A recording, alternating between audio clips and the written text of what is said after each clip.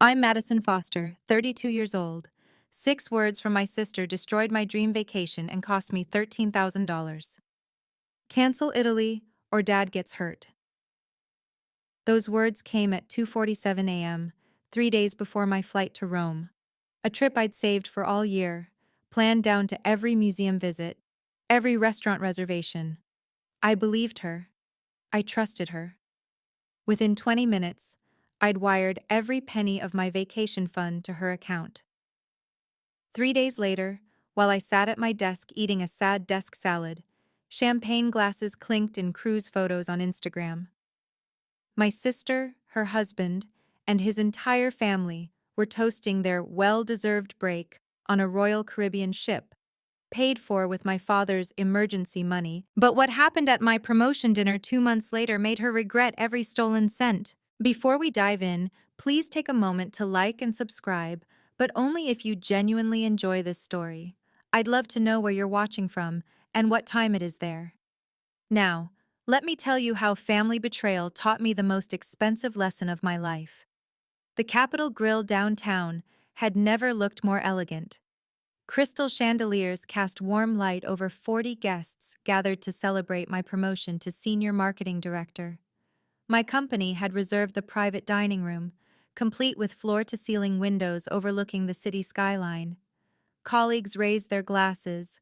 My new boss, Jennifer, made a toast about Madison's exceptional leadership, and for once, everything felt perfect. Then Rachel walked in. Chill. My sister arrived 30 minutes late, which was actually early for her. She swept through the doorway in a sequined dress that caught every light, her newly bleached hair styled in waves that must have cost a fortune. Behind her, Brad followed in his too tight suit, scanning the room like he was calculating the net worth of every guest. "There's my successful baby sister," Rachel's voice carried across the entire room, causing conversations to pause. She air-kissed her way toward me, leaving a trail of heavy perfume. "Sorry we're late. Traffic from the good side of town was just awful." Jennifer, my boss, raised an eyebrow. My colleague Tom whispered something to his wife.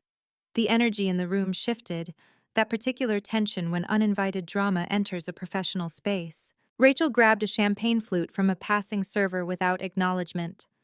"Brad, honey, look at this spread. Madison's company really knows how to spend money." She laughed, that specific laugh she used when setting up a public manipulation. "Speaking of which, Madison, we need to discuss that family matter. You know, the ongoing situation." My stomach tightened. She'd chosen this moment deliberately. 40 witnesses, including my new boss, several VPs, and the CEO who'd made a surprise appearance. But as I watched her adjust her new Hermes bag, strange, considering she'd been crying poverty last month, I felt oddly calm. I'd been preparing for this moment for 8 weeks. Family takes care of family, right, Madison? Rachel positioned herself at the center of the room, ensuring maximum visibility. "I mean, that's what Dad always taught us."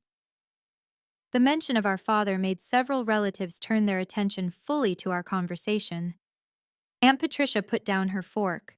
Cousin James stopped mid-sentence. "Especially," Rachel continued, raising her voice slightly, "when some family members have been blessed with such abundance." She gestured around the elegant room. "This promotion must come with quite the salary bump." "What is it now, Madison? 6 figures? More?" Brad stepped forward, adding his rehearsed support. "Family is everything. Those who have more should naturally help those who've sacrificed to care for aging parents." My boss Jennifer watched carefully, evaluating. This was my first major event as senior director. How I handled this would matter. "It's been so hard," Rachel pressed on, her voice taking on that martyred tone I knew so well. "While Madison's been climbing the corporate ladder, someone had to be there for Dad. Every doctor's appointment, every emergency, every sleepless night." "That's admirable," Jennifer said politely, though her expression remained neutral. Rachel seized the opening. "Thank you. It's been financially devastating, honestly. But that's what family does. We show up, even when others are too busy with their Italian vacations and career ambitions." The jab about Italy made my hand tighten around my water glass. Several colleagues who knew about my canceled trip exchanged glances. I glanced at my phone. 8:47 p.m. Harold Brennan should be arriving any moment. He'd texted that he was parking. "So Madison," Rachel turned back to me, loud enough for everyone to hear. "About that monthly support we discussed. 2,000 seems reasonable, don't you think? For Dad's care?" The room held its breath. Looking at Rachel commanding the room, I remembered exactly how we'd gotten here. Growing up, I'd always been the good daughter, the one who didn't make waves, who accepted whatever story I was told. Rachel, 4 years older, had established herself as the family gatekeeper when she moved back home after her divorce 5 years ago. "I'm here with Mom and Dad," she'd say. "You're 3 states away. You don't see what I see." She controlled the information flow like a corporate communications director. When Dad had his mild stroke 2 years ago, I learned about it 3 days later. "Didn't want to worry you during your big presentation," she'd explained. When Mom passed, Rachel handled all the arrangements, then presented me with a bill for half. "You live too far to understand Dad's real needs," became her constant refrain. Every family decision happened without me. Doctor's appointments? Scheduled when I couldn't attend via video. Financial discussions? Too complicated to explain over the phone. Home repairs? Always urgent, always expensive, always requiring immediate payment. The pattern was consistent. I was good enough to fund things, but too distant to have input. Rachel had positioned herself as the sacrificial caregiver while painting me as the absent, career-obsessed sister who only contributed money. The truth? Dad had a full-time home health aide covered by his excellent insurance. Rachel visited him twice a week at most, usually to drop off groceries, which she'd expense to me later. But to hear her tell it at every family gathering, she was practically living at his house, sacrificing her own life for his care. I'd believed it for so long, sent money whenever asked, felt guilty about my distance, my career, my choices. Until 8 weeks ago, when those cruise photos changed everything. But I wasn't that naive younger sister anymore. The manipulation had escalated over the past 2 years, following a predictable pattern I'd been too trusting to see. December 2022. Dad needs emergency dental surgery. I sent $3,000 the day before my company Christmas party. Later found out his dental insurance had covered everything. March 2023. The roof is leaking. Dad could get sick from mold. $5,000 wired during my birthday weekend in Nashville. The roof had been replaced under warranty. July 2023. Dad fell, needs private physical therapy. $4,000 sent while I was closing the biggest deal of my career.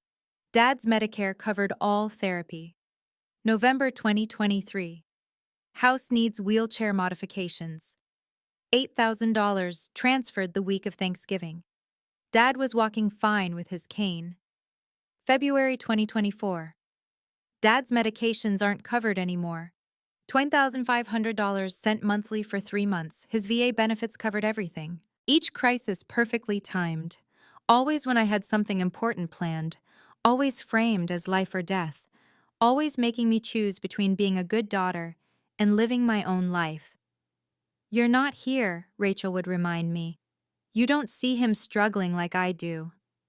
The guilt was a masterfully wielded weapon. Every family video call, she'd position Dad in poor lighting, making him look frailer. Every conversation included mentions of sacrifices, her job opportunities passed up, her social life abandoned, her own health suffering from stress. What she didn't know was that I'd kept every email, every text, every wire transfer confirmation. At first, just for tax purposes, but after the Italy incident, those records became something else entirely. My phone buzzed. Harold. "Walking in now?" I watched the entrance as Harold Brennan appeared, tall, distinguished, carrying his leather briefcase. Dad's best friend since college, his most trusted advisor. And for the past 8 weeks, my secret weapon. This time was definitely different. Standing there in my own celebration, watching Rachel perform her martyrdom, I calculated the real cost of my silence. $45,000 over 3 years. Not loans, gifts, according to Rachel. Family doesn't keep tabs, she'd always say, while keeping meticulous tabs on everyone else's obligations. That money could have been a house down payment, could have been invested, could have been the safety net I'd never had. But the financial loss wasn't the worst part. Madison's always been focused on her career, Rachel told Jennifer, my new boss, with a sympathetic smile. Some people are built for family, others for spreadsheets. No judgment, of course. Jennifer's expression shifted slightly. In corporate America, being labeled as someone who abandons family for career was poison. It suggested unreliability, questionable values, lack of balance. The other VPs were listening too. The CEO, who'd been charming 5 minutes ago, now wore a evaluative expression. My reputation was being assassinated in real time, at my own promotion dinner. Tom from accounting whispered to his wife, loud enough for others to hear, about family drama. The new interns from my department looked uncomfortable. The regional director, who'd been considering me for the Singapore project, was frowning. This was Rachel's real power play. Not just the money she'd extract, but the narrative she'd cement. Madison the selfish sister, Madison the absent daughter, Madison who chose ambition over family. That story would follow me through every professional relationship in this room. If I stayed silent tonight, I'd be funding Rachel indefinitely while wearing the scarlet letter of bad daughter in my professional circle. Every future promotion would carry whispers. Every success would be tainted. I caught Harold's eye as he found his seat. He gave me the slightest nod. This stops tonight. If you've ever been manipulated by family using guilt as a weapon, you know exactly how I felt in that moment. The hardest part isn't the money. It's the betrayal from people who should protect you. Have you experienced something similar? Drop a comment below sharing your story. And if this resonates with you, please hit that like button. It really helps other people who need to hear this find the video. Now, let me show you exactly how the Italy cancellation unfolded. The text that destroyed my Italian dream came at 2:47 a.m. on a Tuesday. "Call me now," followed immediately by "Emergency dad in danger." I jolted awake, heart pounding. Called immediately. Rachel was sobbing. That specific kind of sob that sounds desperate but stops cleanly between sentences. "Dad owes money to dangerous people," she gasped. "They came to the house tonight." "What? Who? Is Dad okay?" "He's terrified. He won't tell me everything, but it's $13,000. They said 72 hours or else." My mind raced. Dad had always been conservative with money. Dangerous people? Dad doesn't even gamble. It's complicated. Something about a business loan from before Mom died. These aren't bank people, Madison. They knew where he lives. They mentioned us by name. "We need to call the police." "No!" Her panic sounded real. "They said no police or it gets worse. Madison, I'm scared. I can't lose Dad, too." The mention of Mom was calculated perfectly. I could barely think straight. "I have maybe 2,000 in savings," Rachel continued. "Brad's between jobs. You're the only one who can help. I know you have that Italy money saved." Italy, my dream trip. Flights booked, hotels reserved, museums scheduled, 3 days away. They said 72 hours or they hurt him, Madison. Cancel Italy or lose Dad. The choice felt like no choice at all. What kind of daughter chooses vacation over her father's safety? "Send me the account information," I heard myself say. 20 minutes later, $13,000 left my account. The entire Italy fund plus my emergency savings. The confirmation email came through immediately. Transfer completed. Rachel texted, "You saved Dad's life. He'll pay you back when this is resolved." 3 days later, she was toasting champagne on a cruise ship. The Instagram post appeared while I was eating lunch at my desk, mourning my canceled trip. "Finally, living our best life. # blessed, # family time, # cruise. Life # deserved." Rachel stood on a balcony suite deck, Brad's arms around her, the Caribbean blue stretching endlessly behind them. Her in-laws flanked them, all four of them, drinks raised, smiling broadly. The timestamp, posted 3 hours ago. My hands shook as I scrolled through the photos. The deluxe beverage package wristbands, the specialty restaurant reservations, the spa appointments, the shore excursion in Grand Cayman where they swam with dolphins. $300 per person. The comments made it worse. Brad's mom. Thanks for treating us to this amazing trip. You two are so generous. Rachel's response. Family deserves the best. We've been saving so long for this. Then the gut punch. Dad commented, Have fun, kids. Looks beautiful. Dad, who was supposedly terrified in danger, owing money to threatening people, casually commenting on Facebook about the pretty ocean views. I called him immediately. Hi, sweetie. How's work? Dad, are you okay? Are you safe? Of course, why wouldn't I be? The money you owed. The dangerous people. Silence. Then confusion. What money? What people? Madison, what are you talking about? My stomach dropped through the floor. Rachel said you owed $13,000, that people came to the house, that you were in danger. Rachel said what? His voice sharpened. Madison, I don't owe anyone money. I haven't had a loan in 15 years, and nobody's come to the house except the Meals on Wheels lady. The room spun. She said 72 hours or else. I sent her $13,000. Dad's silence stretched long. When he spoke, his voice was cold. She's on a cruise right now, posted pictures this morning. That's when I called Harold Brennan. Harold Brennan answered on the second ring. Madison, your father mentioned you might call. Mr. Brennan, I need legal advice. It's about Rachel and some money. Come to my office, today if possible. 2 hours later, I sat across from Dad's best friend since their University of Michigan days. Harold had built a successful practice specializing in family law and financial fraud. His office walls displayed 40 years of legal victories. Show me everything, he said simply. I pulled up the emails, the text messages, the wire transfer confirmation. Harold studied them with the intensity of someone who'd seen this pattern before. This email she sent, he pointed to the screen. The one confirming she received the money, read the third paragraph. I'd never noticed it before, buried in her rambling thanks.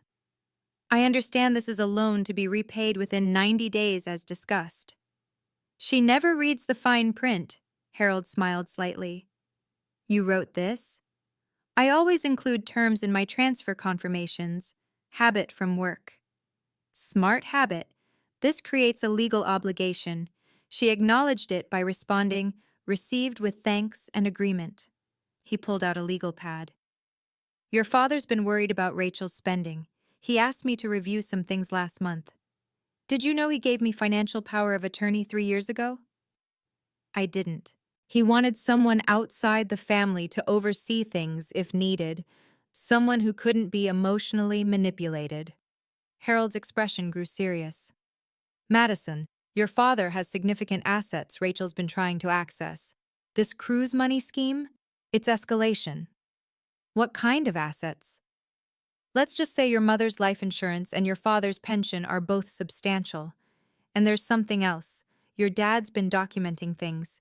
He's sharper than Rachel thinks. My phone buzzed. Rachel, texting from the ship. Hope you're not bitter about Italy. Some sacrifices are necessary. Harold saw my expression. Save that. We'll need it. 8 weeks of preparation led to tonight. We need documentation, Harold had said, and witnesses, lots of witnesses. The promotion dinner invitation had seemed like perfect timing. 40 guests, including several who worked in legal and finance. Professional setting with security cameras. Public enough for accountability, controlled enough to maintain dignity. Invite Rachel personally, Harold advised. Make it irresistible. My text to her had been carefully crafted. having a celebration dinner for my promotion. Companies paying, exclusive venue. Would love family there to celebrate. You and Brad should come. Open bar and 5-course meal. She'd responded within minutes. Of course we'll support you. Family shows up. The irony wasn't lost on me. I'd arranged the seating strategically. Harold at a table with clear sightlines. My colleague from legal affairs, Patricia Chen, positioned nearby. The restaurant's manager, briefed discreetly, had ensured security cameras were functioning and well positioned. What if she doesn't bring it up? I'd asked Harold. She will. The promotion, the public setting, the audience, she won't resist. It's the perfect stage for maximum guilt and pressure. He'd been right, of course. I'd also prepared something special. My laptop, already connected to the restaurant's presentation screen for the promotion slideshow, contained a folder labeled Family Memories. Inside were documents that told a very different story than Rachel's narrative. Perfect, Rachel had texted this morning. Brad's coming too. We have something important to discuss. Of course they did. They always had something important to discuss when they smelled money. Now, watching Harold settle into his seat while Rachel held court, I felt the calm that comes with thorough preparation. Every document backed up in triplicate, every email archived, every legal requirement met. Rachel wanted an audience for her performance. She was about to get one. Rachel stood up, tapping her champagne glass for attention. The room quieted, assuming another toast was coming. I hate to mix family business with celebration, she began, not hating it at all. But some things can't wait. Jennifer, my boss, set down her fork. The CEO leaned back in his chair. Everyone sensed the shift. While Madison's been achieving all this professional success, she gestured around the room. Some of us have been handling the unglamorous work, the daily caregiving, the sacrifice of our own dreams. Rachel, I said quietly, this isn't the time. When is the time, Madison? You're always too busy, too many meetings, too many business trips. She turned to address the room. Our father is 78 years old. He needs constant care, medications, doctor visits, someone to make sure he eats. Brad stood beside her, his rehearsed support ready. Rachel gave up her career to care for him. We've depleted our savings. While Madison climbs the corporate ladder, we're drowning in caregiving costs. Some people forget where they come from, Rachel continued, her voice catching dramatically. Success makes them forget family, but care facilities cost $4,000 a month, home health aides, medical equipment. It adds up. Several relatives shifted uncomfortably. Aunt Patricia whispered to Uncle James. The judgment was palpable. Successful sister ignoring family needs while elderly father suffered. We're not asking for much, Rachel's voice rose. Just $2,000 a month. That's probably what Madison spends on her designer handbags. I didn't own a single designer handbag. Family takes care of family, she repeated, louder now. Or at least they should. The room was completely silent. 40 pairs of eyes on me. My professional reputation hanging in the balance. Rachel pulled out her phone. Should I show everyone the cruise we had to take? The one tiny break we've had in 3 years of constant caregiving? She had no idea what she'd just walked into. Rachel swiped through her phone, projecting martyrdom with every gesture. Look at this. 3 years ago, Dad's birthday.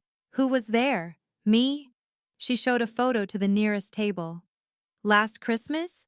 Me? Easter? Me again. The photos were carefully curated, I noticed. All from the same few visits, just posted at different times on social media to create an illusion of constant presence. Brad jumped in, addressing the CEO directly. Family is everything, right? I'm sure you understand, sir. Those of us who stay close to home, we see the daily struggles. Madison wouldn't know. She moved away for her career. Several colleagues looked uncomfortable. The narrative was setting. Heartless career woman abandons aging father. These are from last month, Rachel continued, showing more photos. Dad's medical appointments. Guess who took him? Not Madison. Aunt Patricia nodded sympathetically. It's hard being the only one who shows up. Exactly, Rachel sees the support. And now with this promotion, Madison's making what, 200,000? More? While we're going into debt keeping Dad safe and comfortable. My actual salary was nowhere near that. But corrections would sound offensive. We've had to sell things, Brad added. Family heirlooms, my car. But we do it because that's what love looks like. Jennifer watched me carefully, evaluating how I'd handle this crisis. The Singapore project lead was definitely reconsidering. Two interns looked like they wanted to disappear. Rachel moved closer to my table. I have all the receipts, Madison. 3 years of expenses you've ignored, doctor visits you've missed, medications you haven't helped with. She placed her phone on the table, showing a photo of Dad looking particularly frail. This was last week. While you were planning this party, I was managing his new heart medication. The photo was 3 years old. Dad's hair was darker then, though she'd applied a filter to hide it. Time for truth. This is the moment everything changed. When someone tries to humiliate you publicly, thinking you'll cave to social pressure, they forget one thing. Truth is more powerful than manipulation. If you're finding value in this story, please consider subscribing and hitting the notification bell. I share real-life stories about setting boundaries and standing up for yourself every week. Also, what would you have done in my position? Let me know in the comments. Now, here comes the part Rachel never saw coming. I stood up slowly, reaching for my laptop. Let's talk about facts, shall we? The presentation screen behind me, which had been displaying congratulatory messages, switched to a new display. Email threads filled the screen, dates clearly visible. February 15th, 2:47 a.m. I clicked the first email. Rachel writes, Dad owes dangerous people money. Need $13,000 in 72 hours or else. My response? Wire transfer confirmation, same day. Gasps rippled through the room, Rachel's face drained of color. February 18th, 3 days later. Next slide. Royal Caribbean booking confirmation, $13,200, booked by Rachel Bradley, same-day purchase using the exact amount I transferred. The cruise photos appeared next. Rachel and Brad, champagne glasses raised. The timestamp showed them already at sea while she was still texting me about Dad's ongoing danger. But here's the interesting part. I clicked again. Dad's Facebook comment on those cruise photos. Have fun, kids. Strange message from someone supposedly in fear for his life. Jennifer leaned forward. The CEO had put on his reading glasses. Every eye was fixed on the screen. March through April. More emails appeared. Rachel requesting monthly support for Dad's care. But look at these bank statements. Dad's account, which Harold Brennan manages as financial power of attorney. The statements showed steady deposits, healthy balances, Medicare payments, pension deposits, VA benefits, every medical expense covered, every prescription paid by insurance, home health aid fully funded by his policy. I paused, letting it sink in. So where did my $45,000 over 3 years actually go? The next slide answered that question. Screenshots of Rachel's social media, new cars, vacation photos, shopping sprees, each conveniently timed after my emergency transfers. Rachel stood frozen, her mouth opening and closing without sound. Should we discuss the receipts now? I asked calmly. Harold Brennan stood up from his table, his presence immediately commanding attention. Perhaps I should introduce myself. Harold Brennan, senior partner at Brennan and Associates. I've been the Foster family's legal advisor for 30 years. Rachel's face went from pale to ashen. Harold, this isn't... I'm also, he continued, walking toward the center of the room, Robert Foster's designated financial power of attorney, a role he requested I take 3 years ago due to concerns about financial exploitation. He pulled documents from his briefcase. Ms. Bradley, you claimed your father owes dangerous people money. I can confirm, having full access to his financial records, that Robert Foster has no debts. Zero. His credit report, which I pulled yesterday, shows no loans, no credit cards, no obligations whatsoever. Brad started to speak, but Harold raised a hand. Furthermore, the alleged threatening visitors you described? Robert's home has a Ring doorbell system I helped install. I've reviewed all footage from February. No unusual visitors, no threats, nothing but the Meals on Wheels volunteer and the mailman. The room was dead silent. This constitutes wire fraud, Mrs. Bradley.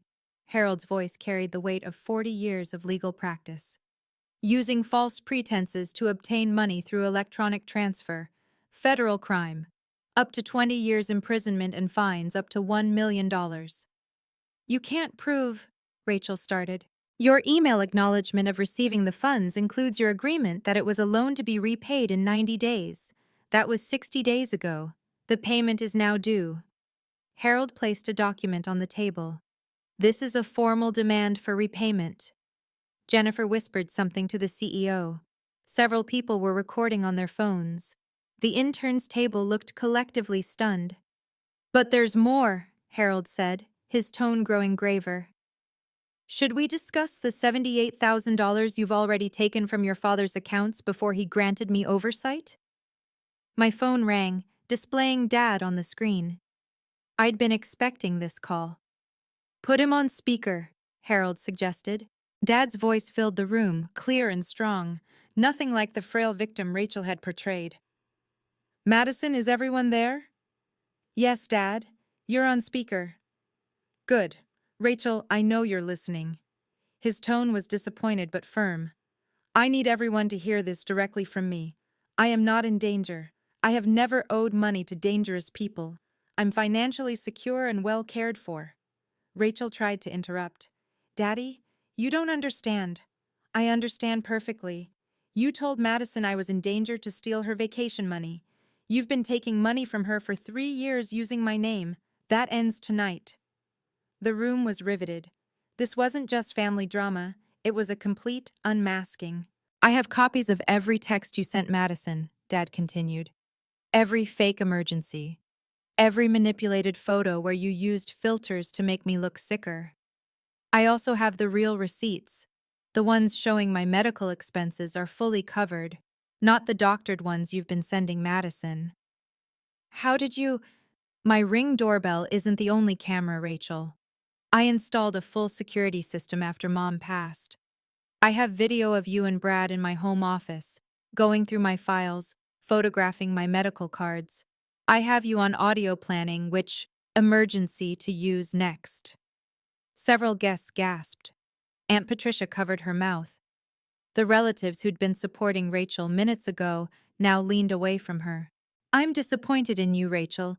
Your mother would be heartbroken. Madison has been nothing but generous, and you've repaid her with lies and theft. Rachel's legs seemed to give out. She sank into a chair, her face crumbling. But Dad wasn't finished. Harold placed a document in front of Rachel. This is a repayment agreement, $13,000 within 30 days. Sign now, or we file charges Monday morning. I can't pay that back, Rachel whispered. You had money for a cruise, I said quietly. You'll find money for this, Harold continued with professional precision. The wire fraud charge alone carries 5 years federal prison time. Add conspiracy with your husband, interstate fraud since Madison lives in another state, and elder abuse for using your father's name, we're looking at potentially 15 years. Brad grabbed the papers. This is extortion. No, Harold corrected. Extortion is threatening someone's father to steal $13,000. This is a legal remedy to fraud. Your choice, sign and repay, or explain to a federal judge why you thought this was acceptable. The CEO of my company spoke up. I can confirm that our legal department would fully support Ms. Foster in pursuing criminal charges. We take fraud seriously, especially when it affects our employees. Jennifer added, our corporate counsel would be happy to assist Mr. Brennan if needed. The walls were closing in. Rachel looked around the room desperately, finding no sympathy. Even Brad's parents, who'd been invited last minute, looked disgusted. 30 days, I said, maintaining eye contact with Rachel. Not 31, not 60, 30, or Harold files charges. Rachel's hand shook as she signed. Brad signed as co-guarantor, his face purple with rage. One more thing, Harold announced. Any further contact with Madison outside of this repayment constitutes harassment. Any defamation on social media or elsewhere will result in additional civil action. Are we clear? Rachel nodded, unable to speak. I need verbal confirmation, Harold insisted. Clear, she croaked. Mr. Bradley? Yeah, clear, Brad muttered. Harold collected the signed documents. 30 days. Rachel erupted like a volcano that had been building pressure for years. You selfish bitch! She shot up from her chair, knocking over a water glass. You've ruined everything! Everything! The professional atmosphere shattered. Guests pulled back as Rachel's composure completely dissolved. I gave up my life for this family, my career, my dreams. She was screaming now, mascara streaming down her face.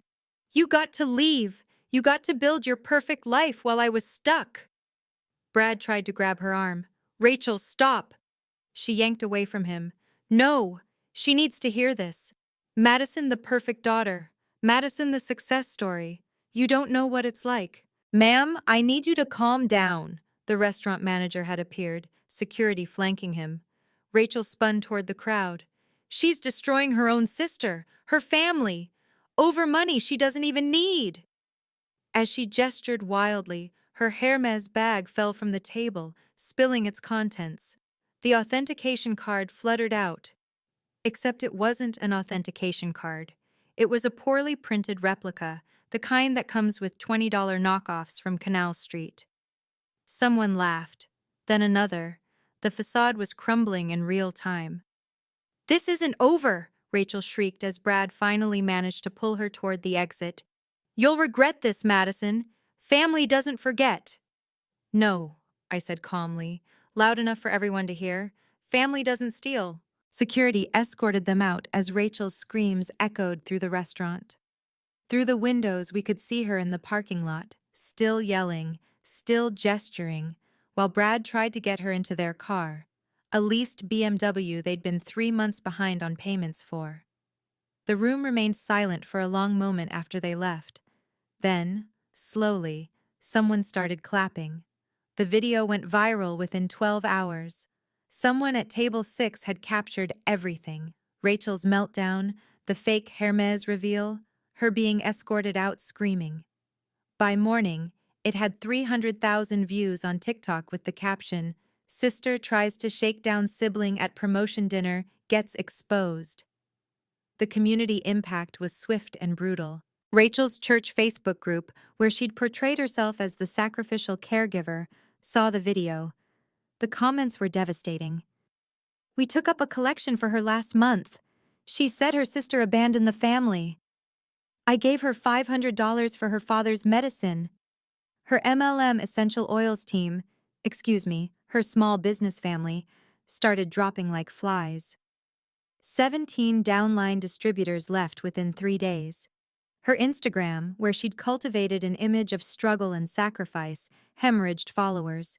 The cruise photos were screenshot and reshared with caustic commentary. Brad's employer, a regional bank, received concerned calls about having someone involved in fraud working in their mortgage department. HR launched an investigation Monday morning.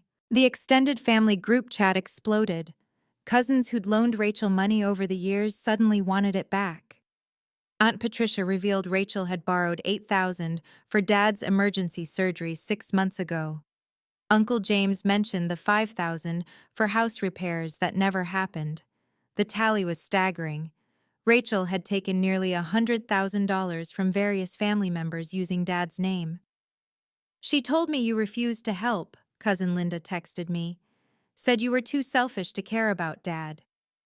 Every lie was unraveling. Every manipulation exposed. But the real consequences were just beginning. Tuesday morning, Harold called with an update that changed everything. Madison, you need to know something. The IRS has questions about Rachel's unreported income. Day 29 arrived with a wire transfer notification, $13,000 paid in full. The memo line read, "Loan repayment as agreed." Harold called immediately. She took out a HELOC on their house, 23% interest rate because their credit is shot.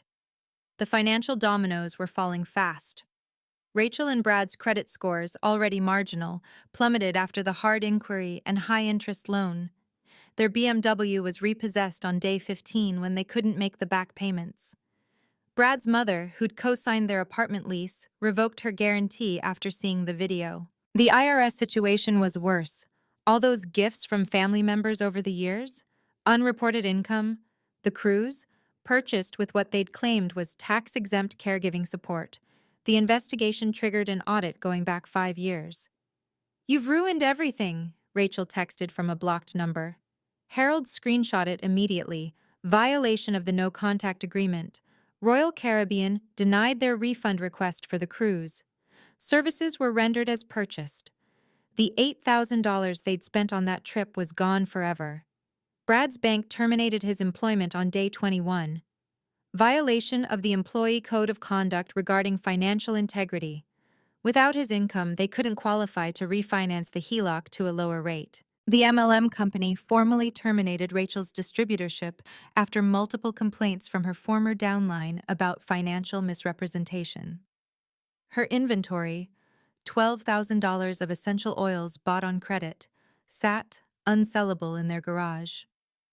But perhaps the most satisfying consequence came from an unexpected source. The nursing home where Rachel had claimed to spend every day caring for residents, part of her martyrdom narrative, called Harold. They'd seen the video. They wanted to clarify that Rachel had never volunteered there, despite using their name in several fundraising posts. Every lie had a price, and the bill had come due. The first honest conversation with Dad happened 3 days after the dinner. "I should have protected you better," he said over video call, his voice heavy with regret. "I saw what Rachel was doing, but I hoped she'd stop on her own." "You were protecting yourself too, Dad. She was manipulating all of us. When your mother was sick, Rachel promised to help with her care. Instead, she was taking money from your mother's purse. Small amounts, 20 here, 50 there. Your mother knew but didn't want to cause problems." He paused. "I should have stopped it then." The family dynamics shifted completely. Cousins who'd avoided me, thinking I was the cold career woman, started reaching out. "We had no idea," became the common refrain. "She was so convincing." Thanksgiving came 6 months later, the first without Rachel. It was smaller but infinitely more peaceful. Dad flew out to stay with me, his first trip in 3 years. He was healthier than Rachel's photos had ever shown, walking 2 miles daily, sharp as ever. "I've updated my will," he told me over turkey. "Harold has everything documented. Rachel gets nothing. Not because I'm angry, but because she's already taken more than her share." The relatives who attended were different too. The ones who'd always been kind but quiet, overshadowed by Rachel's dramatics. Aunt Patricia apologized for believing the lies. Uncle James brought his famous pie and stories about Dad's college days I'd never heard because Rachel always dominated conversations. "You know what I realized?" Dad said as we walked after dinner. "Rachel inherited your mother's anxiety, but none of her kindness. You got both her strength and her heart." For the first time in years, family felt like family, supportive, genuine, drama-free. "I'm proud of you," Dad said simply, "for standing up, for stopping the cycle." Setting boundaries transformed everything. The new rule was simple: no family loans. Ever. If Dad needed something, it went through Harold with full documentation. If relatives had emergencies, I'd provide information about resources, not cash. The First National Bank of Madison was permanently closed. I started therapy to unpack years of manipulation. "You were trained from childhood to be the provider," my therapist explained. "Rachel learned early that your guilt was currency. Understanding the pattern made it easier to break." Every urgent request became a red flag. Every guilt trip lost its power. No became a complete sentence. No justification required, no apology needed. Work improved dramatically. Jennifer pulled me aside a month after the dinner. That took courage. Real leadership isn't just about presentations and profits.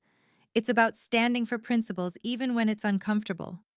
The Singapore project was mine. The promotion stuck. My reputation, rather than being damaged, was enhanced. Someone who can handle that with such grace can handle anything, the CEO had said. I created an actual emergency fund for Dad, a trust managed by Harold with clear guidelines. Medical emergencies only, every expense documented, no cash withdrawals. It protected Dad from future exploitation while ensuring his real needs were met. The therapy revealed something else. I'd been buying love, thinking money equaled care. Real love doesn't have a price tag. It shows up in phone calls, visits, genuine concern, things Rachel never offered despite living 20 minutes from Dad. 6 months later, I finally felt free. Free from guilt, free from manipulation, free from the exhausting cycle of crisis and payment. Boundaries aren't walls, my therapist said. They're gates. You decide who gets access and on what terms. The most expensive lesson of my life became the most valuable. 1 year later, I stood on a Venice bridge watching sunset paint the canal gold. But this time, I wasn't alone. Dad stood beside me, his camera capturing the light on ancient buildings. His first international trip ever, at 79 years old. Your mother always wanted to see this, he said quietly. We kept saying, next year, until there were no more years. We'd planned this trip properly. Harold managing Dad's home care, medical clearances obtained, every detail arranged. The trip I'd canceled for Rachel's lies had become something better.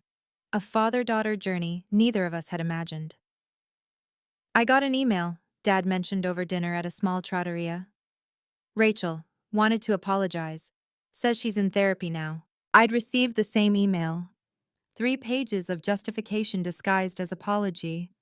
How hard her life had been. How unfair everything was. How she'd been driven to desperation. No real accountability, just more manipulation in a softer package. Did you respond? I asked. No. Harold says any contact could reset the legal timeline. Besides, he raised his wine glass. I'm busy living my life. We toasted to that, to boundaries held, to trips finally taken, to relationships built on truth rather than guilt. My promotion had led to another, then another. The Singapore project launched successfully. My career, freed from constant financial and emotional drain, flourished beyond what I'd imagined. But sitting in that Venice restaurant, watching Dad try gelato for the first time, laughing at his expression of wonder, this was the real victory. Not the money recovered or the promotion saved, but this moment of genuine connection, unmarred by manipulation or crisis. Some prices are worth paying for freedom, I told Dad, thinking of everything the last year had cost and given. And some freedoms, he replied, are priceless. Thank you for staying until the end of my story. If you've ever struggled with setting boundaries with toxic family members, know that you're not alone. Your peace of mind is worth more than keeping the peace. What's the hardest boundary you've had to set with family? Share in the comments below. Your story might help someone else find their courage. If this story resonated with you, please like and subscribe for more content about standing up for yourself with dignity. And remember, family doesn't mean accepting financial abuse.